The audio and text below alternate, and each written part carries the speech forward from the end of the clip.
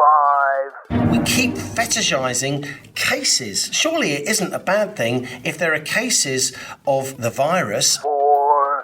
There are now more hospitals in the UK than there are COVID patients. So they could basically have one each. 3. We have been through a period of extraordinary naivety in our relationship with China. 2. The doom boffins. The doom boffins. 1. We have liftoff. Welcome once again to Planet Normal, the Telegraph podcast with Allison Pearson. Hello. And me, Liam Halligan. Tuesday was Zero COVID Day. No one in the UK who died had tested positive for COVID in the previous 28 days. Over the week preceding that, Britain's COVID death rate, with 75% of adults now vaccinated, was 0.12 per million. That's 14 times lower than the European Union average. Yet still, there are doubts the 21st of June will see remaining lockdown restrictions eased. Politicians are crippled by paranoia. The sage boffins, enjoying the bright media lights, are keeping the frighteners on, warning of volcanoes of COVID infection. But surely the lockdown cure has long been worse than the actual disease. A record 5 million are on NHS waiting lists, 3 million fewer cancer screenings and 32 million fewer GP appointments over the last year. 6 months of schooling gone, millions of young lives upended. Some 3 million workers still on furlough, a tenth of the workforce, costing £4 billion a month. Over 18,000 shops shut since March and 2,000 pubs closed. Allison, now you've secured a truly incredible interview for Planet Normal this week, and we will come to that. But first, surely, the message from you is cry freedom.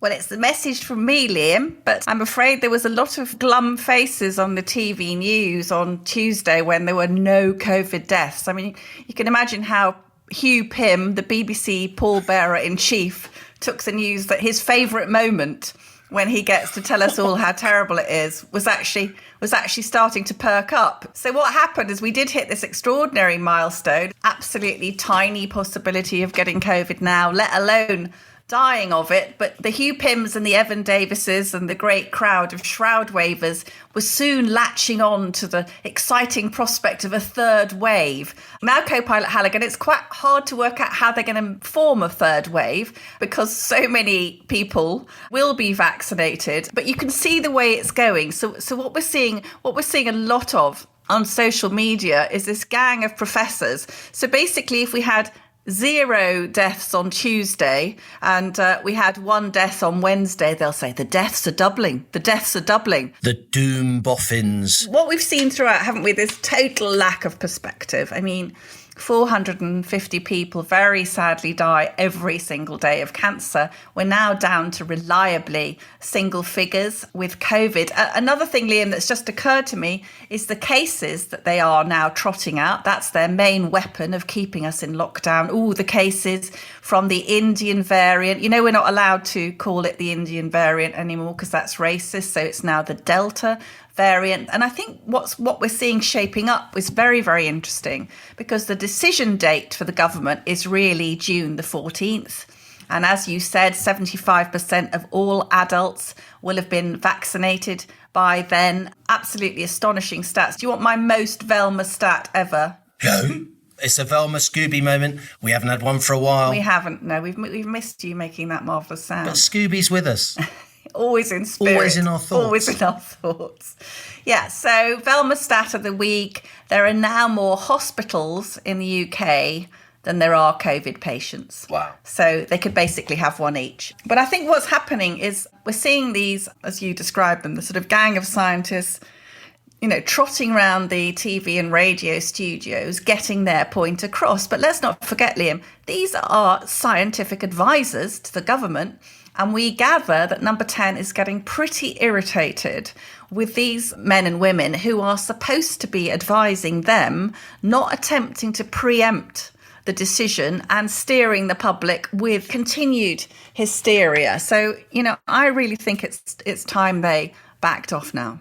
you do get a sense that a lot of the SAGE members who have publicly chided academics, many of them of world repute, who have dared to contradict the official line, who've talked to, the likes of us on Planet Normal and so on, people like Shanetta Gupta, people like Carl Hennigan there in Oxford, the professor of evidence-based medicine.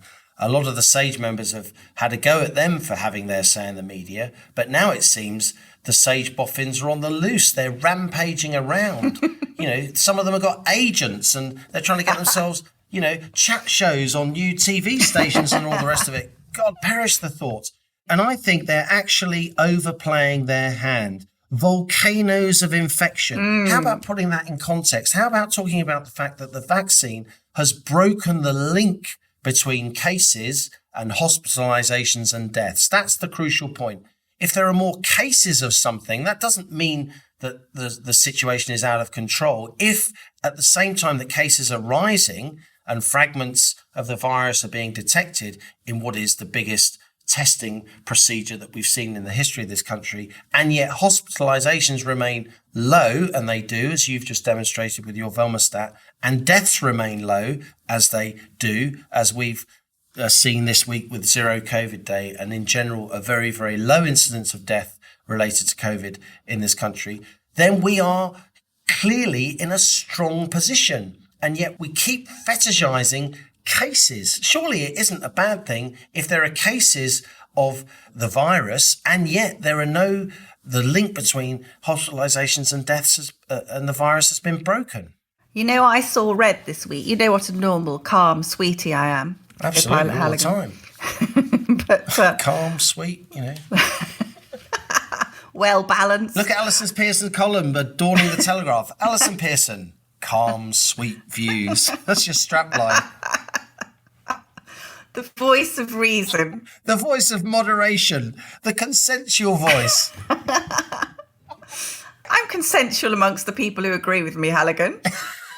Which you often do. But there was a story in the Telegraph this week which caught my eye, which said that cancer patients who decided not to seek treatment during lockdown are now overwhelming emergency units at hospitals across the country. And I was I'm sure across the country, people absolutely choked on their toast. I mean, can you imagine? Most cancer patients did not decide not to seek treatment during the lockdown. If only they could have got access to treatment. People have been denied access to healthcare, as people know from, the GP story that we've been developing. And some of the patients don't even know they've got cancer because they haven't been able to have scans. And I actually saw a doctor this week, Liam, and he said that the wait for scans alone is several weeks. And he said if I wanted to get a scan within a fortnight, I could go privately and pay £450. So this is what we're seeing now is a two-tier health system coming out of this situation because people are so desperate. But the idea that it's the British people who are at fault for overwhelming A&E with their, their wretched tumours and their pain, and it's just made me incredibly angry. I think the senior ranks in the NHS have grossly mishandled this pandemic. We know that the government requisitioned the private hospitals at a cost of about £2 billion, and 2/3 of those were never used, Liam. So when this scientist talks about, the quote you had about COVID volcanoes erupting at hospitals around the country, threatening to explode, what's actually threatening to explode are all these untreated other illnesses. And I think what we're seeing is it could be never ending. It's the same old excuses, catch-22. Because lockdown created a healthcare disaster, the NHS is in danger of being overwhelmed. So we need more lockdown, create more ill people to protect the NHS. Now, I'm no genius, Halligan, but even your co-pilot can spot the flaw in that circular logic. It is circular. You outlined this circular logic in your column in Wednesday's paper. We'll put the link to that column in the show notes to this episode. Your headline was, "We patients protected the NHS, now it's blaming us for its own failings." And we should say again, we're extremely grateful to a huge number of NHS staff who have done stellar work. Yeah. But that doesn't mean, this institution that employs over 1 million people should be absolved of all blame and criticism at all times.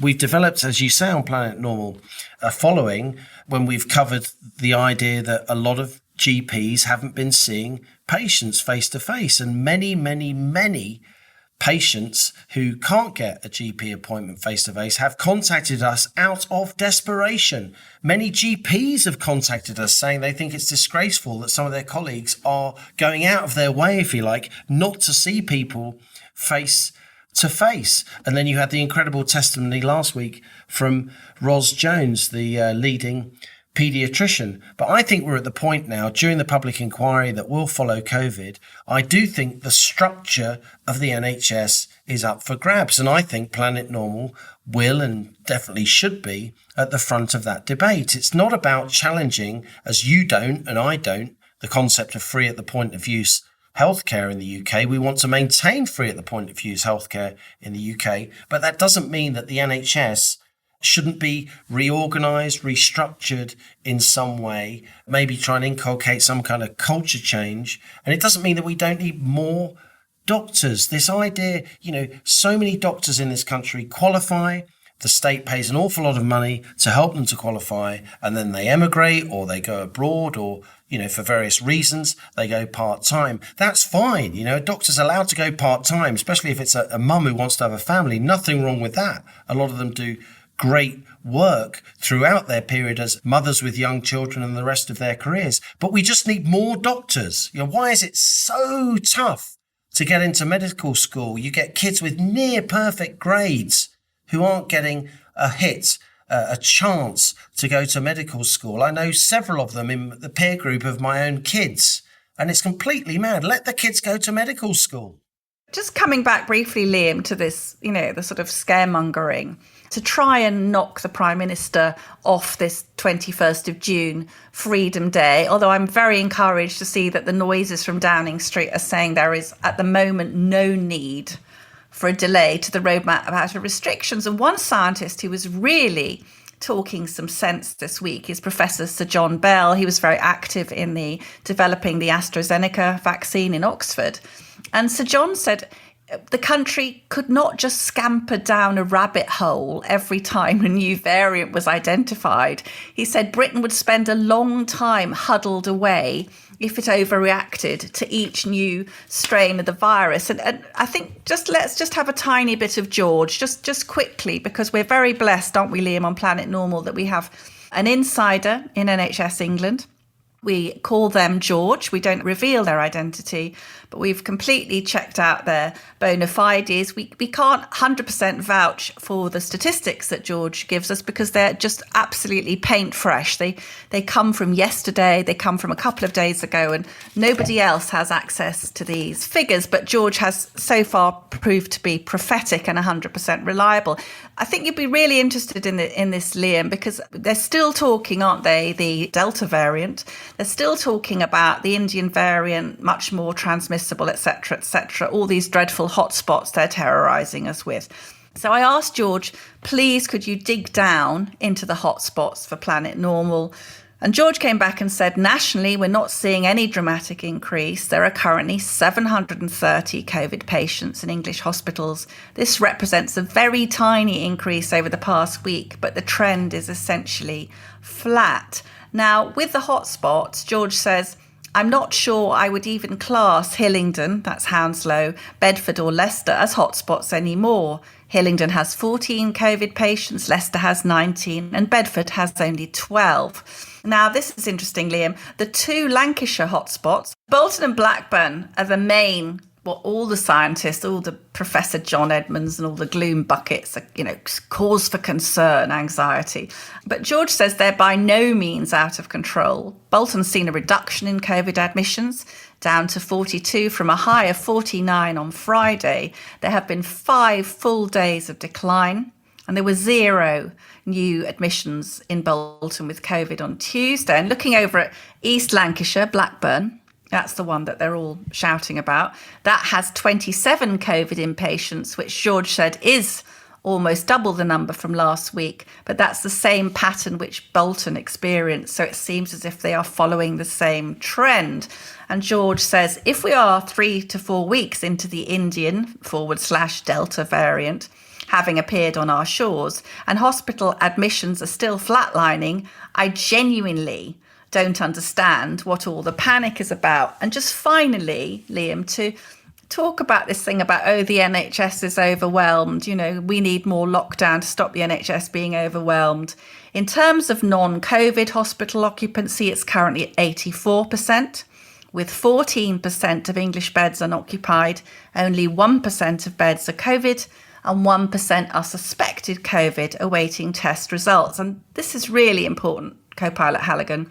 This is completely normal, even below average hospital occupancy for this time of the year. So all the scientists saying they are concerned, look, please, at the real data. Stop looking at your theoretical models, which have got us into so much trouble, when we have actual evidence. It's such a key moment in the history of this country. The Prime Minister faces this enormous decision. There's, if he opens up and it turns out fine, people will say, well, it was obvious. Of course he should have opened up. If he opens up and then there is another flare up on a national scale, then politically he's finished, and possibly his party's finished for another political generation. It's so huge. And that's reflected in the language he's using. As you just said, literally, as we started recording Planet Normal, the journalists that you are keeping your eyes on the news, Boris Johnson has said there's nothing to suggest in the data, quotes, at the moment, that the 21st of June easing of lockdown restrictions should be delayed. But later in the same statement, he did use the word ambiguous to describe the data. So he's clearly keeping his options open. But I think that something's changed in the Prime Minister's mind. I agree. I think he's realised that a lot of the scientists around him are not necessarily representative of the whole body of scientists across the country. I think scientists who have been more sceptical of lockdown, people who've been more supportive of the Great Barrington Declaration, the idea of age-discriminated lockdown rather than locking down the whole economy, they are finding their voice. They have broken through in the mainstream media, having been in some ways discriminated against early during the lockdown, right? They have come to the fore, and I think he can see that the SAGE has become an institution that has been really captured by groupthink. And I think he will ease restrictions fully or almost fully on June the 21st. If this picture stays as it is at the moment, and we maybe have another 2 or 3 zero COVID days between now and the 21st of June. But as you say, it's not going to be until, mid-June at the earliest that we're going to get a proper decision. It could be literally just days before. And of course, that is almost intolerable for the businesses that are clinging on. It's almost intolerable for so many people whose lives have been upended. But I think this decision will go down to the wire. And it's a decision of massive historic importance, because I think, I'm with Jonathan Sumption on this, Lord Sumption, the former Supreme Court judge, another previous stowaway on Planet Normal. He says if we don't unlock on the 21st of June, the political paranoia will become so intense that we may never fully unlock.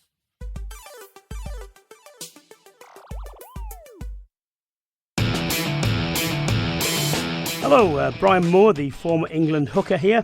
The Lions is back, and so is my podcast, Brian Moore's Full Contact. Ahead of the tour of South Africa, I'll be reliving great rugby moments with Lions legends like Sir Ian McGeechan, Alex Corbisiero and John Schmidt. Can't nab a front row seat this year, but with our podcast, you just don't need one. Search for Brian Moore's Full Contact on your podcast app, hit subscribe, it's all free, and make sure you don't miss it.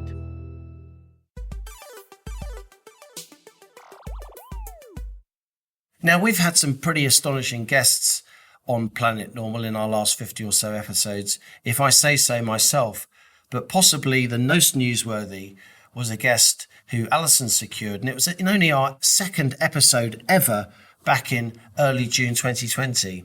when she spoke to Sir Richard Dearlove, who is, of course, the former boss of MI6, one of the most respected intelligence chiefs in the country. Now, at the time, Richard Dearlove told Allison that in his view, the Wuhan virus was, quotes, an engineered escapee. That's right. The intelligence boss was saying that Wuhan wasn't zoonotic. It wasn't created in a wet market or jumping between bats and people or whatever. It was actually created in a lab and then escaped. And he said that the Chinese knew this at the time and then covered it up, meaning that the virus spread across the world with all the damage that has resulted from that. At the time, that was completely poo-pooed, that idea, including by other intelligence bosses. But guess what? Sir Richard Dearlove's back. Yes, he certainly is, Liam, and it will be exactly a year to the day. How spooky is that? Yes, so listeners will remember that, as you said, Richard brought Planet Normal this extraordinary, almost sort of James Bond type story. He was championing a new study by the Norwegian virologist Børge Sørensen and Professor Angus Dalgleish of St George's Hospital in London.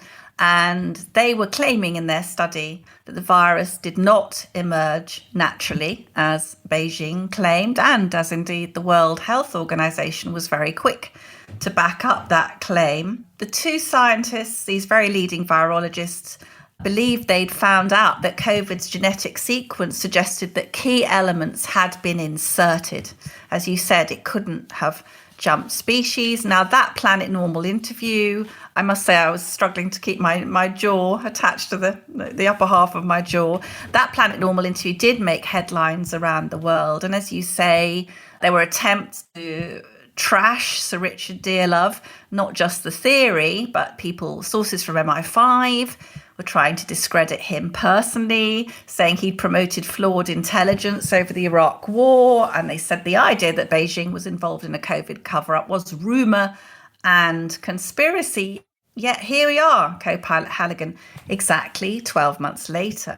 And suddenly we're seeing headlines. Even the British security services are calling the Sorensen-Dalgleish theory, once described as crackpot, is now described as feasible. Really significantly, I think, a lot of the plates are moving here. So President Biden has just asked American intelligence to look into the origins of COVID and report back to him in 90 days. Meanwhile, there's been a very significant letter to Science magazine by 18 leading American virologists, basically saying we need a full and transparent debate about the origins of this virus. I mean, it really couldn't be more important. Now, what's bringing about this change of heart, Liam? Well, there is an explosive new 22-page study by Dalgleish and Sorensen, which is going to be published if they can find a scientific journal brave enough to defy the Chinese and publish it. I mean, that's another thing we need to discuss. And this study does restate the original claims that Chinese scientists created COVID-19 in a laboratory. But what's new here, Liam, is that after the virus escaped, scientists at the Wuhan Institute of Virology tried to cover their tracks by reverse engineering versions of the virus to make it look like it evolved naturally from bats. And the study also includes these extraordinary accusations of deliberate destruction, concealment or contamination of data at the Chinese labs, even the silencing and disappearance of scientists who spoke out. Another very interesting claim that's being floated in the States is that several researchers at the Wuhan Institute were hospitalized with mystery respiratory illness in November 2019. And that's very significant because I think China said the first recorded case was 8th of December. And I suppose the thing that Richard Dearlove is now back talking about, apart from the multiple murky aspects of this story, is Sorensen and Dalgleish think that they have proved beyond reasonable doubt that COVID-19 was manufactured in that lab. But even if it wasn't, it still means that the Chinese knew about the virus weeks before they made it public or let the World Health Organization know. And the reason that's significant, Liam, is because millions of lives could have been saved if the Chinese hadn't let Chinese New Year go ahead, if they'd closed their airports and, prevented people from Wuhan spreading this horrendous virus to the rest of the world. So Sir Richard Dearlove is back, full of interest and triumph, really, but now making a very, very powerful case for what I think you'll agree would be a truly earth-shattering story. Richard, it's almost exactly a year since you were a guest on Planet Normal. You made headlines around the world with your claim, based on a study by Dr. Birger Sorensen and Professor Angus Dalgleish, that COVID-19 did not originate in a wet market, but was an engineered escapee, in your phrase, from the Virology Institute in Wuhan. Your claim was rubbished by leading scientists and journals and by the World Health Organization. Sources from MI5 actually tried to discredit you personally, saying you'd promoted flawed intelligence over the Iraq War. And they dismissed the idea that Beijing was involved in a COVID cover-up as rumor and conspiracy. Yet, here we are, miraculously, 12 months later, almost to the day, actually, June the 3rd. And suddenly, Richard, your crackpot theory is called feasible by the security services and the World Health Organization. President Biden even thinks it's worth looking into what went on. And suddenly it's become respectable to challenge China's narrative.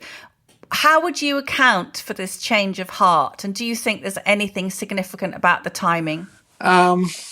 It's tricky to explain, but I do feel a sense of vindication, and so does Gus Dalgleish and Birger Sorensen, and I'm very pleased for them, because between us all, we've had a lot of stick for, advocating this point of view.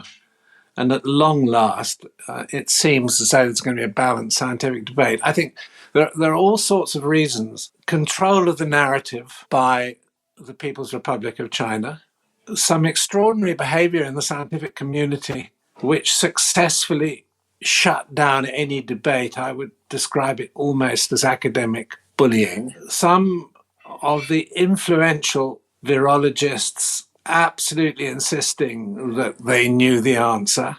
And I think that an awful lot of respectable academics did not want to associate themselves with a view which was being pushed by the Trump administration. And the fact that Trump has gone and that Biden now has, as it were, indicated a proper scientific debate is necessary has surprisingly changed the agenda. Yes. The actual event that changed the agenda and shifted world opinion was triggered by this letter that 18 eminent scientists wrote. It was organized by a good friend of mine at Stanford, David Relman, who's the professor of microbiology and immunology. I mean, David's really an expert. And David doesn't necessarily espouse the leak theory, but what he does espouse is a proper scientific debate, a transparent debate, which he says has outrageously not happened. And it's shocking. And if you look at the original WHO report, of the 413 pages, less than 3 were devoted or mention the lab leak theory. The whole scenario has radically changed. And I think the way I would put it, and I think this is a reasonable view, is it's really in the hands of the Chinese to demonstrate that this is a zoonotic virus, because all the evidence points in the other direction. And suddenly everyone's waken up to the fact that the science does point towards it not being zoonotic, to being the result of gain-of-function experiments. And the Chinese have to prove. So the debate's been completely the wrong way round. The impossibility that we discovered of getting Birger Sorensen's research published. And I mean, my suspicion is that a lot of very eminent scientific journals are not willing to print stuff which was going to upset the Chinese. Well, this doesn't seem to me very strongly in the spirit of science. Yes, I was just going to say, so just to bring everyone up to date, there is a new 22-page study, is that right, by Dalgleish and Sorensen, which is about to be published. Yeah, it's about the etiology of the virus. And it draws together the biochemistry. It draws together the research cooperation since 2008 with the Wuhan Institute. It shows how the narrative in relation to the registration of viruses has been manipulated. I mean, it pulls together the circumstantial and the scientific evidence. Obviously, it's a controversial paper, but the case that it makes is very strong and clear-cut, and I think is probably the most significant end-to-end study that has appeared so far of this problem. So, in my view, this is massively important as a trigger to this debate. Well, so far, we haven't managed to get it published again, but the editor of Nature, Dr. Magdalena Skipper, has said, well, of course, any robust study we will publish, having turned down everything previously. So she has been recently sent this revised and improved paper, and I'll be very interested to see now whether it's published or not. If not, we've got other irons in the fire. It will come out somewhere. I mean, it should be published either in Science or in Nature because it's so important. So this study moves on from the original contention. It does claim that Chinese scientists created COVID-19 in a laboratory, but then adds that they tried to cover their tracks by reverse engineering versions of the virus to make it look like it had evolved naturally from bats. I mean, that's astonishing, Richard, isn't it? Well, I think it is astonishing. But if you look, there is very strong circumstantial evidence that they tried to doctor the record. It's quite a complicated issue to go into, and I suggest those who are interested read the paper, because there's been a forensic study of the papers, the timing of their publication, and the way that, as it were, after the event of the outbreak, they tried, as it were, to establish a story which explained a zoonotic origin. But these events post-date the original outbreak in Wuhan, or some of them do. If the Chinese People's Republic leadership have nothing to hide, why on earth have they behaved in the way that they have in relation to this problem? That's quite extraordinary. There are other events which haven't received so much attention, like after the outbreak, the staff of the Wuhan Institute being sacked and replaced with military staff, with a People's Republic general taking over the direction of the Institute. I mean, there are all sorts of things that, when you put it together with the biochemistry analysis or the biochemical analysis, I'm afraid the case is strongly, strongly inclined to the fact that this is a gain of function. It's a chimera, a gain of function virus which has been doctored and created. Yes, I mean, obviously I'm not a scientist, but it seems from this study that they're saying again that COVID-19 has no credible natural ancestor, and they think it's beyond reasonable doubt that the virus was created through laboratory manipulation. President Biden has asked American intelligence to investigate and to report back to him in 90 days. That announcement seems to have followed the Wall Street Journal coming up with a previously undisclosed intelligence report claiming that several researchers at the Wuhan Institute were hospitalized with mystery respiratory illness in November 2019. I think I'm right in saying that the Chinese said the first recorded case was 8th of December. Do you genuinely think the Americans have new information, or has it become politically expedient now to put pressure on Beijing? I don't know the answer to your question. My guess would be, and it would be an informed guess, is that the American administration has intelligence which has triggered this activity. And I mean, you could ask what triggered David Relman's initiative in getting together the 18 scientists to sign this letter in Science. I mean, that came together with a clear change of view, well, not change of view, a clear initiative in the Biden administration that this was an issue that had to be pursued and taken seriously. I mean, it's the whole argument has, thank God, has shifted, and I'm pretty sure in my own mind that the Americans must have material. You mentioned that, in fact, I think when we originally spoke, you were laughing because you said it wasn't always that you agreed with President Trump. On this occasion, you had to. Yes. You know, Trump famously called COVID Kung flu and the Chinese virus. And I suppose the liberal elite saw that as racist. And because Trump had said it, it was obviously wrong. How much do you think a kind of liberal groupthink and anti-Trump sentiment are responsible for letting China off the hook for so many months? Well, I think to a certain extent that's, China was originally let off the hook. I think the problem was the style of the Trump regime was such that a lot of people understandably found it difficult to go along with what they felt was some of his more outlandish statements and allegations. However, I do respect Mike Pompeo, even though, he made from time to time rather dramatic announcements. But I mean, Mike Pompeo clearly indicated that there was material which pointed the same allegation. But I mean, it's clear people just wouldn't associate themselves with what the Trump regime was saying. Now that factor, I mean, in a way, it was a contamination of the argument. Now that fact has been removed. It has changed the balance of the discussion, thank goodness.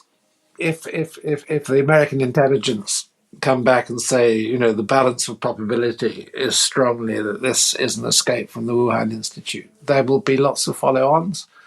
I mean, the one, good thing that Trump did, and I think historically this will go down as a sort of Trump plus, is, he forced the West to rethink its relationship with China. And in a way, he was the catalyst and the trigger. And, what's happening now really is a sort of follow-on from the tough line Trump took. With your natty spy master hat on, Richard, I'd like you to try and cast some light on the role of Dr. Anthony Fauci. Now, Dr. Fauci is medical advisor to the president and he's director of the National Institute of Allergy and Infectious Diseases.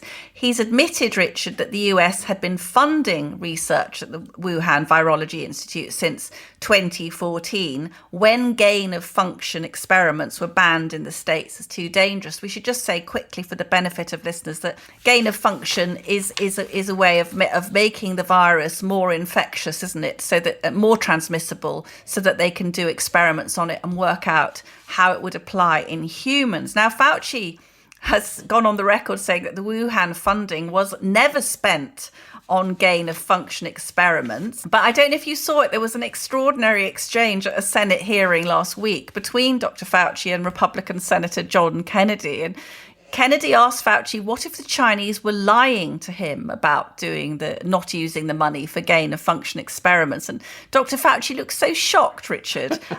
What an outrageous suggestion. Communists lying to the Americans? How on earth would that ever be allowed to happen? So I suppose what I want to ask you is, could it be that there are certain people or groups who would find it extremely embarrassing if it turns out that COVID-19 was engineered in that Wuhan lab? Well, of course, you put your finger on a very important point, which is, what was the nature of the links between American researchers and the Wuhan Institute? And in fact, that relationship goes back a long way. Ralph Barrick was another. Interestingly, he signed the Relman letter, but he was one of the original scientists who researched with Zheng Lishi. So there was American money, there were American universities involved, but I don't have in my mind right at the moment the precise details, but what went on in certain parts of the Wuhan lab, clearly the Chinese were excluding any foreign nationals. I mean, I'm sure you're aware that, the Wuhan Institute was built by the French with French money for the Chinese to give them, a top grade biological research institute. But in fact, within a few months of the completion of the building, the Chinese reneged on their deal with the French and chucked the French out.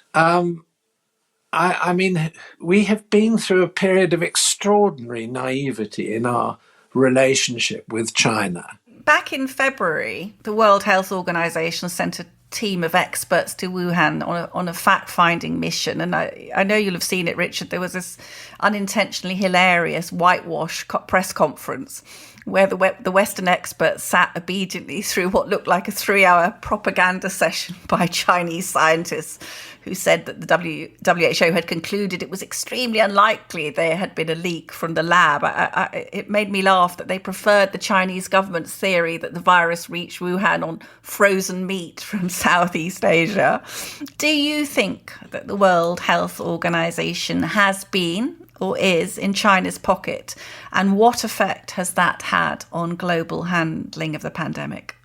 Well, certainly, one ends up with a feeling of great suspicion about the lack of independence in the WHO. I mean, I'm sure you're aware that the current head of the WHO, the Ethiopian minister, was Dr. Tedros Ghebreyesus. Yes, he was the Chinese candidate to lead the WHO, and it looks very much as though they have, in this instance, been manipulated.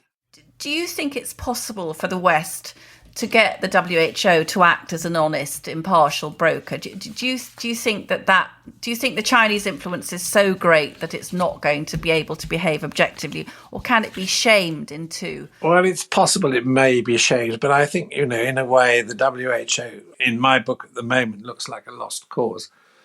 And, that should not probably be the agency which is going to deliver, I was going to say the truth, maybe that's too strong a word on the pandemic, but it's going to deliver material which gives us a clear understanding of what the hell happened.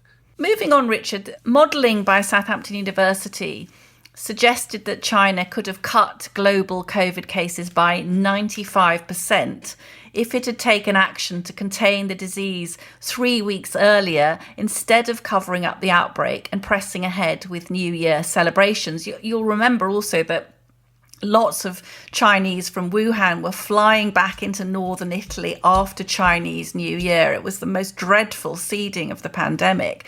Do you think it would be fair to say that over 3 million people have lost their lives to save the face of the Chinese government? I fear that yes, may be a conclusion that we will eventually reach when all the material about this pandemic is put together. I mean, there's no question that the Chinese reacted appallingly in the initial stages, and there was no need for this virus to be disseminated through the international airline system and international travel in the way that it was. I mean, the irony was in January of that year, my wife and I, we were in northern Italy as this was occurring. Fortunately, we were not infected. But, when you think back, we were actually in the very place where, these initial outbreaks were so terrifyingly bad. It's extraordinary. How do you see this thing playing out now? Well, if one looks at it, in the historical context,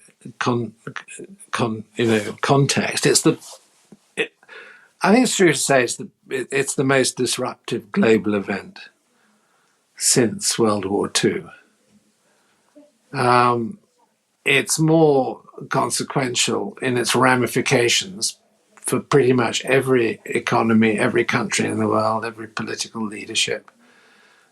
Quite apart from the number of people it's killed and the chaos that it's caused, it must change the way that we view China in the future, the way that we view our relationship with China. But I also wonder whether the Chinese leadership is actually secure enough to survive this crisis. I mean, China looks monolithic, solid, and Xi Jinping looks to be in total control. But I think one of the things that I understand, having studied communist parties for a lot of my professional career, is that they are rife with factions internally.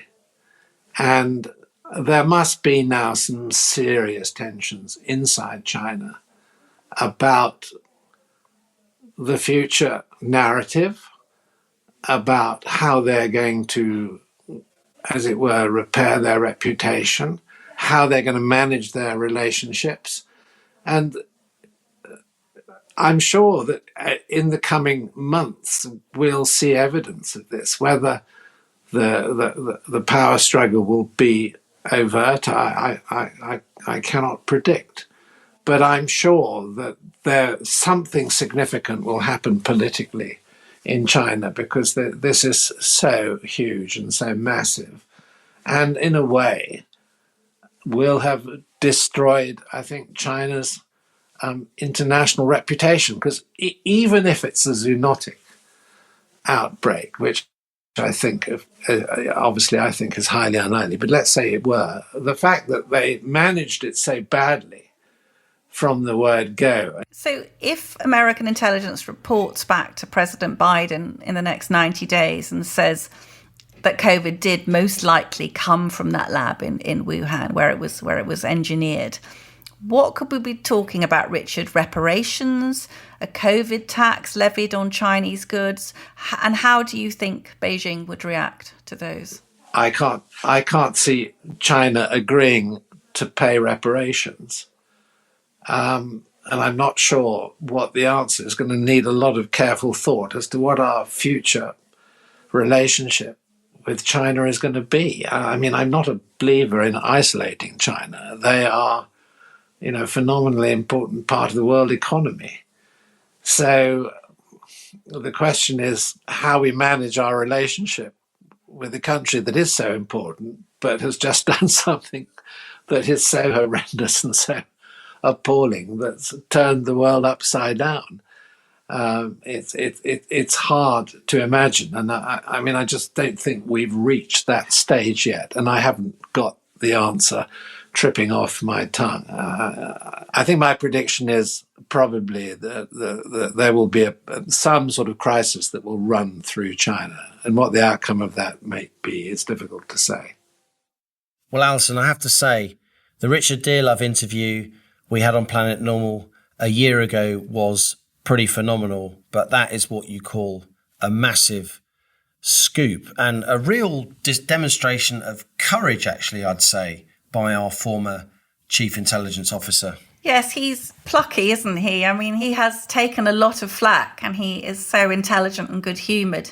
He seems to absorb it, but it must have been rattling, to say the least. But I mean, where do you begin, Liam, with that story? Because there are so many layers, aren't there? I mean, even though it wasn't developed as a biological weapon, its effect has been to show what a biological weapon could do, hasn't it? And we have very many fingers in the pie. So there are going to be a lot of people with egg on their face, aren't they? And worse than egg on their face if this theory is proven to be true. There are. I mean, let's be completely clear, as Sir Richard made clear in his interview a year ago, and with you just then as well, he isn't saying for a minute that this virus was developed for aggressive, offensive reasons. There are many completely legitimate reasons to be experimenting with viruses for medical purposes, of course. But he is saying that the virus escaped because of incompetence, and then the incompetence was compounded because the Chinese then covered up the fact that it had escaped. And this is genuinely a story with geopolitical implications, I would say. I don't think that's hyperbole. I don't think it's wrong to say that this interview, this story could literally go around the world because of the geopolitical implications. I mean, China could be up for reparations if the Biden administration, supported by the likes of the Brits and others, say to Beijing, look, you clearly did this. You clearly need to make some kind of recompense. And then the Chinese will say no in the face of all the evidence. Then you've got a standoff. I don't think there will be necessarily military implications. Fingers and toes crossed, of course, that there won't be. But I do think this could lead to a severe icing over of already quite testy, scratchy, cool relations between the US and China. And I think when Richard Dearlove says, as he does in the full-length version of the interview that we're making available to subscribers of the Telegraph, that you got to hand it to Trump that he started to reconfigure the relationship with the Chinese, and that reconfiguration, that move away from a rather naive sort of George Osborne, David Cameron view of China, oh, a great place to do business. He says that reconfiguration, Dearlove says, that Trump called for was long overdue. And it will be incredibly interesting to see, now that the WHO has accepted that the Dearlove theory is feasible, is it the case that the WHO is now less dominated by Chinese interests than it was? Has there been an internal battle for control of the WHO, given that the WHO is now saying that this is feasible, that the virus was made in a lab in Wuhan and then escaped? Sir Richard Dearlove thinks actually that the WHO is beyond repair. That's an astonishing thing for a former most senior intelligence officer of the UK to say about one of the most important multilateral institutions in the world. Yeah, absolutely. And I think one of the really key moments or key challenges that comes from Sir Richard Dearlove is it's now for China to prove that it wasn't made in a lab, because all the evidence now is pointing to the fact that it was. They haven't come up with a credible natural ancestor for this virus. Now, I'm going to say to you, Halligan, the peakest Velma stuff you have ever heard. Are you ready for this? Go on. She's got 2 pairs of specs on and 3 orange roll necks. Boy, these specs are thick. I've been looking at this and trying to understand it. So if we look at previous pandemics, SARS-1 and MERS viruses, they both left copious traces in the environment. The intermediary host species of SARS-1 was identified within 4 months of the epidemic's outbreak, and the host of MERS within 9 months. Yet all this time after the SARS-CoV-2 pandemic began, 18 months, Chinese researchers have failed to find either the original bat population or the intermediate species to which SARS-2 might have jumped.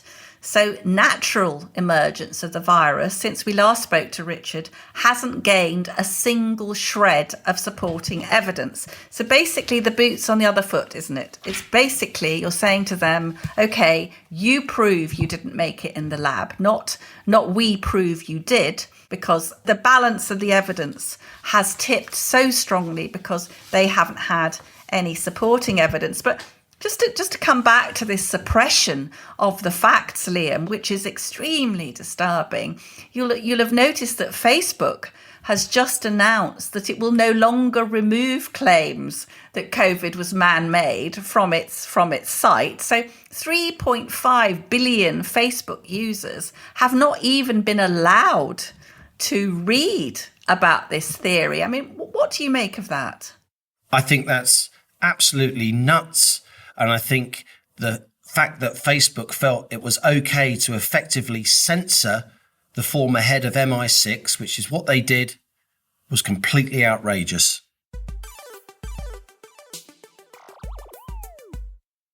Now, onto our listener emails, a selection of the amazing, heartbreaking, often hilarious messages you send to Liam and I each week at planetnormal@telegraph.co.uk. Please keep them coming. We absolutely rely on the great stories you tell us. This one's from Simon.